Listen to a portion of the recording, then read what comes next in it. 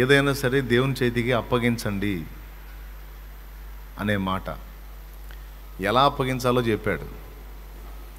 ఏ కోర్టులో ఎంత అమౌంట్ కట్టాలో మొత్తం లిస్ట్ రాశాడంట. తన అవసరాల లిస్ట్ అంతా కొడుకు తండ్రికి ఉత్తరంలో రాసి పంపించినట్టు. ఇప్పుడంటే సెల్ ఫోన్ వచ్చిందిలే, ఏదైనా ఫోన్ చేసి డాడీ ఇది కావాలి ఇది కావాలని చెప్తున్నారు. మన చిన్నతనాన్న ఇంగ్లాండ్ కవర్స్ ఉంటాయి. మనం చదువుకునే ప్రదేశం నుంచి ఇంటికి లెటర్స్ రాస్తాం. నాకు ఫలానాది కావాలి మొత్తం లిస్ట్ అంతా రాసి ఇంటికి పంపిస్తే వాళ్ళు డబ్బులు పంపించటమో లేకపోతే అవన్నీ తీసుకొచ్చి అప్పచెప్పటమో చేస్తారు. ఇది విశ్వాసంలో ఒక అంతస్తు అన్నమాట. దేవునికి మనం అలా ప్రతిదీ కూడా విపులంగా, నాకు ఈ ప్రాబ్లం ఉంది, నేను దీంతో సఫర్ అవుతున్నాను, లేకపోతే నాకు అవసరం ఉంది, నాకు పోరాటం జరుగుతుంది, నాకు ఇట్లాంటి అక్కర కలిగి ఉన్నాను నేను అని ఆ విషయాలన్నిటిని కూడా ఒక తండ్రికి కొడుకు కూతురు లెటర్ ద్వారా అన్నీ తెలియజేసుకున్నట్టు వ్రాత మూలకంగా దేవునికి మనం అవన్నీ కూడా వ్రాసి ఆయన సన్నిధానంలో ఉంచవచ్చు. కొంతమంది అడుగుతారు, వీటి కోసం ప్రార్థన చేస్తారా, మేము రాస్తున్నాము వాటి కోసం ప్రార్థన చేస్తారా అని. నేను చెయ్యకపోతే, ఇప్పుడు నువ్వు రాసి వెళ్ళావు, రాసి ఎక్కడ పెట్టి వెళ్ళా, ఎక్కడ పెట్టా, దేవుని పాదాల దగ్గర పెట్టావు.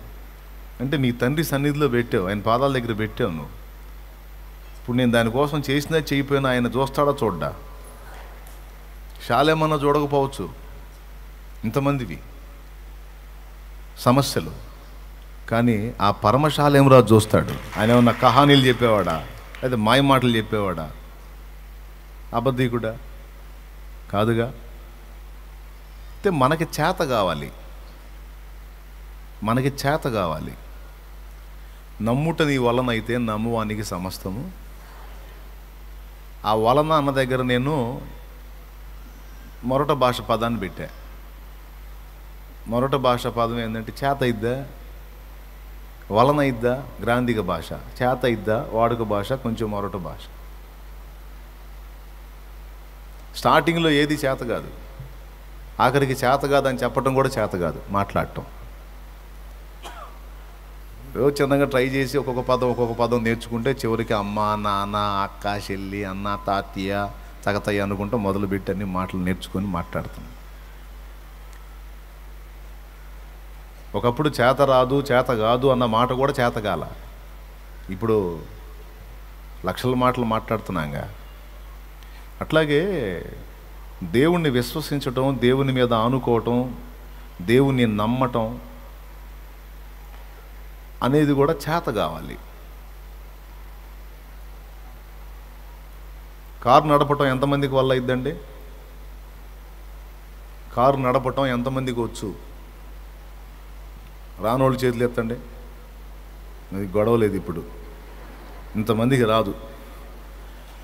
నేను అంటాను, కారు నడపటం నీ వలనైతే నువ్వు ఎంత దూరమైనా పోవచ్చు. ఇప్పుడు కారు నడపటం నీ వలన ఇద్దా అంటే నా చేత కాదన్నోళ్ళు దాదాపు చాలామంది చేతులు ఎత్తారు. హ్యాపీ.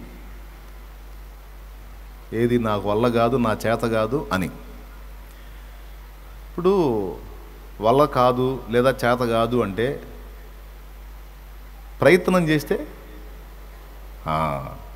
ఒక్కసారి నువ్వు హైవే మీదకి పోయి లేకపోతే జనాల్లోకి పోయి నడపలేకపోయినా, నరమాతృడు ఎవడో సంచరించని ఒక అరణ్య ప్రదేశానికి కారు తీసుకొని పోయి లేకపోతే వచ్చినోడిని వెంటేసుకొని పోయి చిన్నగా సాధన మొదలుపెట్టి అడుదిప్పి ఇడిదిప్పి మొత్తానికి ఏదో తిప్పలు పడి ఎట్టకేళ్లకు చెట్ట చివరికి తొట్ట తొదకో నేర్చుకుంటాం. ఒకప్పుడు వల్ల కానిది కొంత సాధన తర్వాత వల్ల అయ్యిద్ది. Praise the Lord. హల్లెలూయా. అవునా?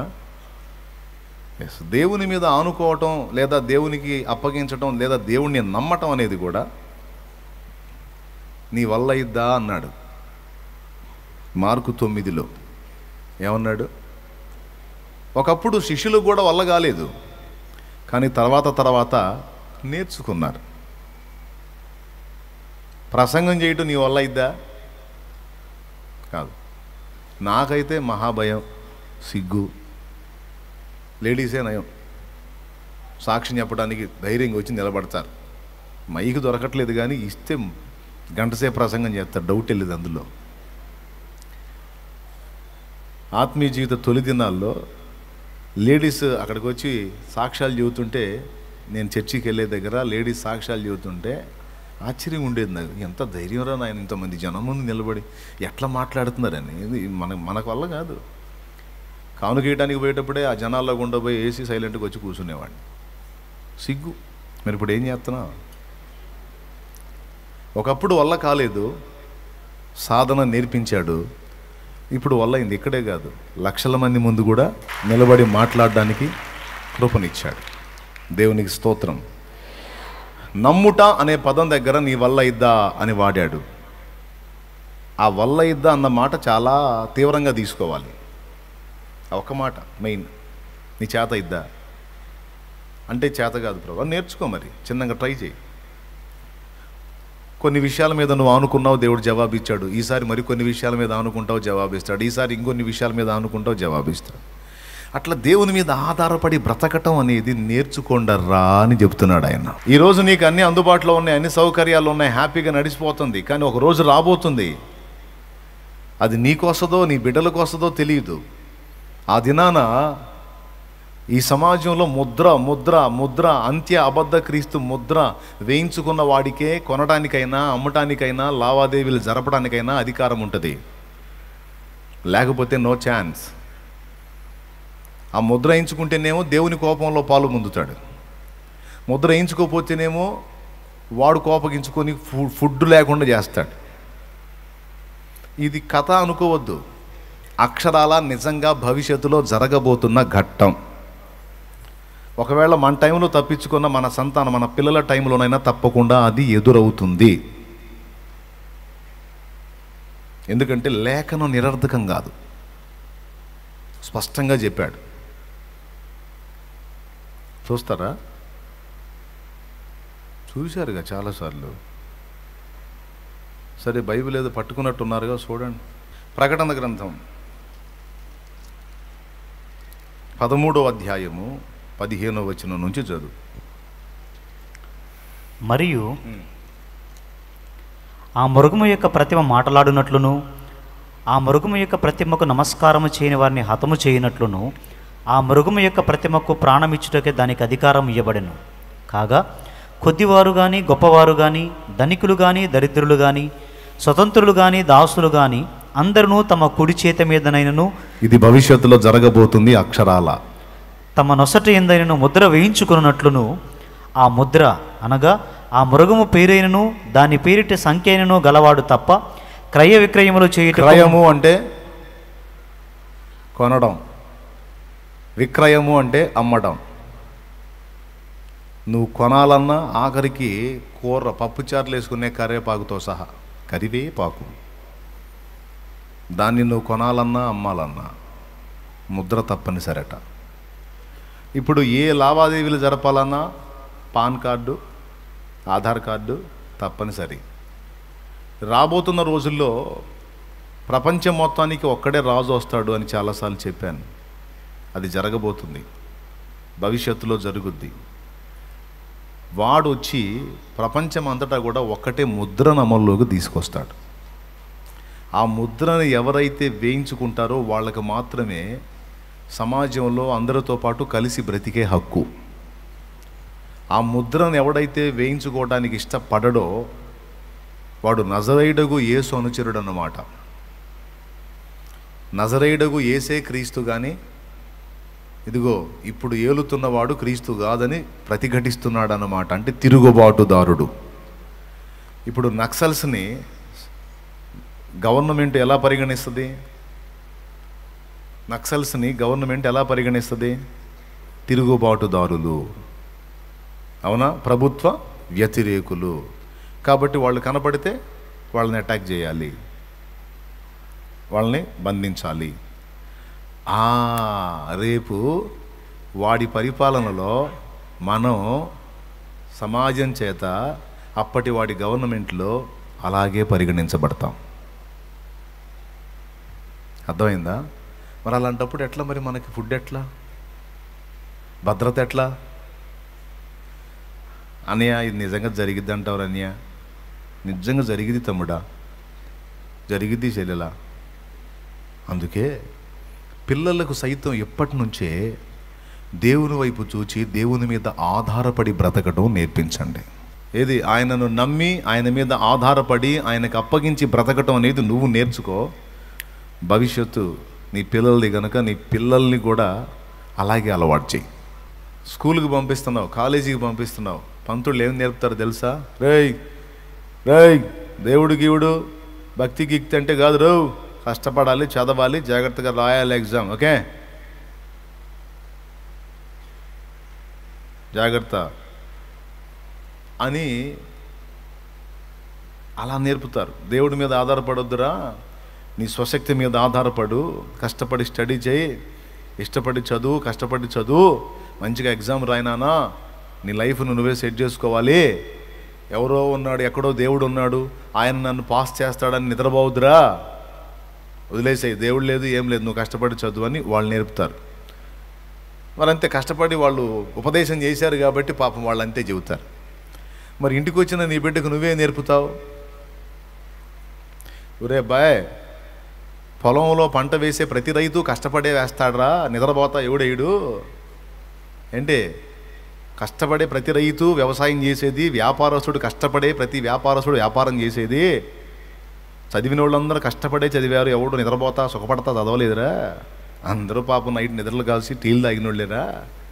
కానీ అందరికీ జాబ్స్ రాలేదురా, అందరి పొలాలు పండలేదురా, అందరి వ్యాపారాలు అభివృద్ధి చెందలేదురా. కేవలం కష్టపడితేనే అంత సక్సెస్ రేటు, కేవలం మన సొంత కష్టంలోనే అంతా ఉంది అనుకుంటే కాదురా. దేవుని కృప కూడా కావాలరా. ఆయన కృప, ఆయన కనికరం, ఆయన దయ. అలాగనే కేవలం ఆయన కృప మీద దయ మీద ఆధారపడి నీ ప్రయత్నం నువ్వు చెయ్యొద్దు అని చెప్పట్లా. ప్రయత్నం చెయ్యి, కానీ సహాయం దేవుని వైపు నుంచి అర్థించు, ఆశించు. నీ వంతు నువ్వు కష్టపడు, ఫలాన్ని దేవునికి అప్పగించు. ఖచ్చితంగా తగిన కాలం ముందు నీకు కావలసిన సహాయాన్ని ఆయన చూసుకుంటాడు. పిల్లలకి వాళ్ళు అది నేర్పితే ఇంటికి వచ్చినాక నువ్వు ఇది నేర్పు.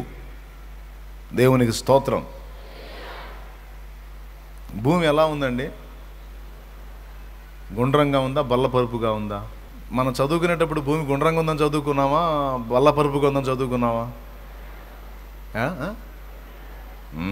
గుండ్రంగా ఉందండి. ఒక ఆయన ఉన్నాడంట, ఆయన అరే వాడెవడో శాస్త్రవేత్త చెప్పాడని చెబుతా భూమి గుండ్రంగా ఉంటాం ఏందిరా, గుండ్రంగా ఉంటే ఎట్టుంటుందిరా, ఇట్లా ఎట్లుంటుందిరా, భూమి బల్లపరుపుగా ఉందిరా, సదరంగా ఉంది, కనపట్టలేదా? సదరంగా ఉంది కాబట్టే మనం చక్కగా నడిచి అన్ని ఇల్లు గిల్లు కట్టుకొని అన్ని ప్రశాంతంగా ఉన్నాం. గుండ్రంగా ఉంటే ఈ గుండ్రంగా ఉన్న భూమి మీద అసలు ఇవన్నీ ఎట్ట నిలబడతారా, ఎవడురా నీకు చెప్పింది అంటాడంటే ఇంటికాడికి పోతే వాళ్ళ తాత. స్తోత్రం. ఇంటికాడ తాత ఏమో భూమి బల్లపరుపుగా ఉంది అంటాడు, స్కూల్కి పోతే మాస్టర్ ఏమో భూమి గుండ్రంగా ఉంది అంటారు. ఇప్పుడు ఏం చేయాలా? ఒకరోజు నిలబెట్టి మాస్టర్ అడిగాడట, ఒకరోజు మాస్టర్ అడిగాడంట, ఎరా భూమి ఎలా ఉంది అని అంట. ఇక్కడేమో గుండ్రంగా ఉందండి, ఇంటికాడేమో బల్లపరుపుగా ఉందండి అన్నాడంట. ఇక్కడేమో గుండ్రంగా ఉంది, ఇంటికాడేమో అదేంద్ర రెండు మాటలు చెబుతున్నా. మరి ఏం చేయమంటావు సార్? ఇంటికి పోతేనో తాత తనపోతున్నాడు, భూమి గుండ్రంగా ఉందంట తాతయ్య మాస్టర్ చెప్పాడంటే ఎట్లుంటుందిరా గుండ్రంగా? బల్లపరుపుగా ఉంటేనేరా మనం ఇల్లు కట్టుకుని ప్రశాంతంగా ఉంటున్నాం, గుండ్రంగా ఉంటే గుండ్రంగా ఉన్న దాని మీద ఎట్లా కడతావురా? ఊహించు. అది కరెక్ట్ అనిపిస్తుంది. ఇక్కడికి వస్తేనే సార్ శాస్త్రవేత్తలు పరిశోధించి ఇదిగో గ్లోబ్ ఎలా ఉందని చూపించారు, భూమి ఎలా ఉందని చూపించారు అని వీళ్ళు చూపించే దాన్ని బట్టి ఇది కరెక్ట్ అనిపిస్తుంది. అలాగే స్కూల్కి కాలేజీకి వెళ్ళిన పిల్లలకి వాళ్ళు చెప్పేది వాళ్ళు చెబితే ఇంటికాడ నువ్వు చెప్పేది నువ్వు చెప్పాలా. దేవునికి స్తోత్రం. అయితే ఆయన బల్లపరుపుగా ఉందని చెప్పాడు, అది ఒకవేళ ఇప్పుడు చదువు రీత్యా మనం కనపడుతున్న దాని రీత్యా అది ఒక వితండవాదం అయితే అవుతుందేమో, కానీ ఒకటైతే నిజం, నీవు నీ బిడ్డకి నీవు నమ్మిన దేవుని పరిచయం చేస్తున్నావు, ఆయన మీద ఆధారపడటం నేర్పిస్తున్నావు. మనం చేయాల్సిన కష్టం మనం చేయాలి, దేవుని కృపను కూడా వేడుకోవాలి. అప్పుడు ఆ కష్టం ఫలించి ఇంటికి చేరిద్ది. అంతేనండి. శాలేమన్న మళ్ళీ ప్రసంగం చేస్తాడే అనుకోవద్దు, చక్కని అంశం చెప్పాడు. ఇంక నేను ఎందుకు అనవసరంగా మళ్ళీ మీ బుర్రలు పాడు చేయటం. కాబట్టి నేర్చుకోవాలి, నమ్మటం నేర్చుకోవాలి. క్రయ విక్రయములు చేయడానికి ఎవరికి కూడా అధికారం ఉండదట భవిష్యత్తులో. దీనికి నిరూపణగా వినండి ఒక మాట, దీనికి నిరూపణగా గతంలో ఒక విషయం చెప్పా, ఇప్పుడు ఇంకొక విషయం కూడా చెప్తా. గతంలో ఏం చెప్పానంటే, ప్రపంచంలో ఉన్న ప్రజలందరి డబ్బు అకౌంట్ల రూపంలోకి వెళ్ళిపోతుంది, చేతిలో కరెన్సీ తగ్గిపోతుంది అనే మాట గతంలో దాదాపు కొన్ని సంవత్సరాలుగా చెప్పుకుంటూ వస్తున్నా. ఎంతమంది గుర్తుంది? ఈరోజు రానే వచ్చింది అది.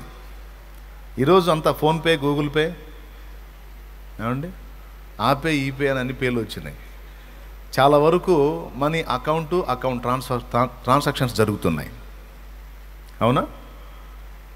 అంటే చేతుల్లో డబ్బు ఈరోజు ఎవరు పెట్టుకోవట్లా, ఇప్పటికే తగ్గిపోయింది. రాబోతున్న రోజుల్లో ఈ కనబడే కరెన్సీ కూడా అదృశ్యమైపోతుంది. ప్రభుత్వాలు కూడా దీన్ని సపోర్ట్ చేస్తాయి. ఎందుకో తెలుసా? గవర్నమెంట్స్ కూడా దీన్ని సపోర్ట్ చేస్తాయి. ఎందుకంటే మనీ క్యాష్ రూపంలో, కరెన్సీ రూపంలో ఉంటే డబ్బు బ్లాక్ మనీ దాచుకునే ఛాన్స్ ఉంటుంది. అట్లా కాకుండా నగదు రహిత పాలన, అంటే కరెన్సీ రహితంగా అంత అకౌంట్ ట్రాన్సాక్షన్స్ జరిపే ఏర్పాటు చేస్తే అందరి డబ్బు అకౌంట్ల రూపంలో ఉంటుంది. ఇక నువ్వు ఆదాయ పన్ను కట్టావా, ఇన్కమ్ ట్యాక్స్ కట్టావా అని ఇక వాళ్ళు మనల్ని వెతికే అవసరం ఉండదు. అందరు సొమ్ము అకౌంట్లో ఉంటుంది కదా, ముక్కు పిండి వసూలు చేసుకుంటారు వాళ్ళు. ఎంతమందికి అర్థమైందో ఏమో మరి. ఇప్పుడు కూడా మీరు బ్యాంక్ ట్రాన్సాక్షన్స్ ఐడియా ఉంది మీకు. అకౌంట్ ట్రాన్సాక్షన్స్ జరిపితే పెద్ద మొత్తాలైనా జరుపుకోవచ్చు. లిక్విడ్ రూపంలో అయితే నిర్ణీత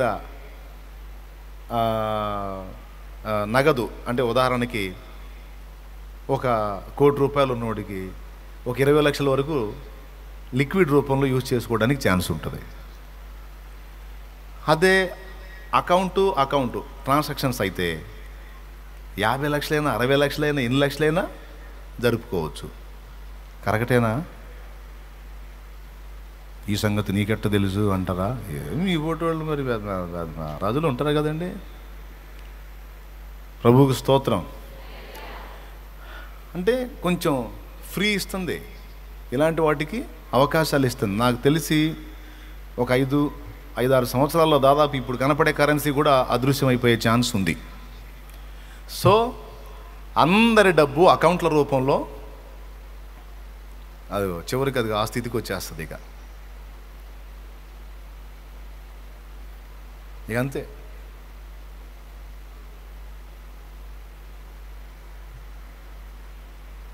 అది పరిస్థితి. ఇంకా చేతిలో రూపాయి ఉండదు ఎవరికి. అందరి డబ్బులు ఎక్కడ ఉంటాయి? అకౌంట్ల రూపంలో ఉంటాయి. అకౌంట్ల రూపంలో ఉన్నప్పుడు ఏం జరిగిద్దంటే మన జుట్టు ప్రభుత్వం చేతిలోకి వెళ్ళిద్ది. ఎవడైనా ఎగస్ట్రాల్ చేశాడు అనుకో, వాడు అకౌంట్ క్లోజ్ చేయండి అంటారు. ఇంకంతే. ఇట్లా పట్టుకొని పోవాలి, అయ్యా నీకు దాసోహం అనుకుంటా, లేకపోతే అకౌంట్ క్లోజ్. ఈ ప్రభుత్వాలు చేస్తాయో లేదో తర్వాత సంగతి, కానీ భవిష్యత్తులో రాబోతున్న ప్రపంచ గవర్నమెంట్ ఒకటి ఉంది, అతడు చేస్తాడా పని. లావాదేవీలు జరపడానికి ముద్రను వేయించుకుంటేనే అకౌంట్ రన్నింగ్లో ఉండాలి. ముద్ర వేయించుకోకపోతే వాడి అకౌంట్ క్లోజ్ చేయండి అంటాడు. దానికి ఇప్పుడు మార్గం సుగమమైంది. ఎన్నో సంవత్సరాల పట్ల చూడు, శాంతినగర్లో పందిళ్లలో ఉన్నప్పుడు చెప్పా భవిష్యత్తులో ఇలా జరగబోతుంది అని. ఈరోజు రానే వచ్చింది, అంతా ఓ 10 ఏళ్లలోపు. స్తోత్రం, హల్లెలూయా. అదిగో 666 ముద్ర అట్లా కుడి చేతి మీద కానీ నొసటి ఎందు కానీ. ప్రైజ్ ద లార్డ్, హల్లెలూయా. ఇప్పుడు ఇంకా రకరకాల టెక్నాలజీలు వచ్చినాయి. బ్రెయిన్లో చిప్ అమరుస్తున్నారు, బ్రెయిన్లో చిప్. అన్నయ్య ఇప్పుడు అక్కడక్కడ ఈ ముద్ర వేస్తున్నారంట, నిజమేనా అని కొంతమందికి డౌటు. ఏం టెన్షన్ పడదు. ఇప్పుడు ఏ కంపెనీలో వచ్చి ఎన్ని ముద్రలు వేసినా ఈ ముద్రలు కాదు, ప్రపంచం మొత్తం ఒకడు ఏలటానికి మొదలు పెడతాడు, వాడు ప్రపంచం మొత్తానికి బాహాటంగానే ఆ ముద్ర లైన్లోకి తీసుకొస్తాడు. కొన్ని చోట్ల మనకు తెలియకుండా ముద్రలు వేస్తున్నారు అంటే నీకు తెలియకుండా ఏం వేయరు. అంత్య అబద్ధ క్రీస్తు వారిని మీరు ఒప్పుకుంటున్నారా లేదా?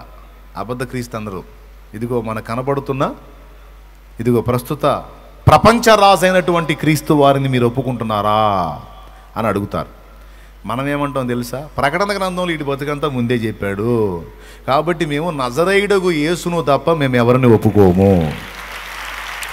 నజరేయుడగు యేసే క్రీస్తు, ఆయనను గాక ఇక మేము ఎవరిని ఒప్పుకోము అంటే రైట్, అంటే వీడు ముద్రని తిరస్కరిస్తున్నాడు గనుక వీడిని ఇక మన శత్రు లెక్కలోకి చేర్చాలి. ఇప్పుడు అకౌంట్ క్లోజ్. అది ఆ విధంగా మన డబ్బుని తమ చేతుల్లోకి తీసుకొని లోకంలో మనకి కనీసం ఫుడ్ కూడా దొరకకుండా చేయడానికి కుట్ర. ఇందులో పరిశుద్ధుల ఓర్పును విశ్వాసమును కనబడును. ఈ అగ్ని పరీక్షలోనే నిజ విశ్వాసులు ఎవరో, డమ్మీ క్యాండిడేట్స్ ఎవరో బయటపడిద్ది. నిజం విశ్వాసం, నిజంగా దేవుని మీద ఆధారపడి బ్రతకటం, దేవుని నమ్మటం నేర్చుకోనటువంటి వాళ్ళు రేపు ఏర్పడేటువంటి ఆ ఇబ్బందికరమైన ఘట్టంలో అయ్యో ఆ ఏ సంగతి ఏమో ఇప్పుడు మా కడుపు మాడుతుంది కానీ ముద్రై ఆయన వచ్చి మమ్మల్ని తీసుకెళ్ళి ఆ పరలోకం ఇచ్చి మేము ఈ లోపు తెచ్చేటట్టున్నాం, ఆ ముద్ర ఏదో వేసి మాకు మా అకౌంట్లు మాకు రన్నింగ్లోకి వచ్చేటట్టు చెయ్యి అనే డమ్మీ విశ్వాసాలు అందరూ డిక్లేర్ అయిపోతారు. ఫిల్ట్రేషన్ అవుతుంది అన్నమాట. అలా కాకుండా దేవుని మీద ఆధారపడి ఏలియాలాగా బ్రతకడం నేర్చుకున్న వాళ్ళు, కెరీతు వాగు దగ్గర దేవుడు పంపే ఆహారం కోసం కాచుకున్నాడు ఏలియా, దేవుడు కాకుల చేత ఏలియాకు ఆహారం పంపించాడు.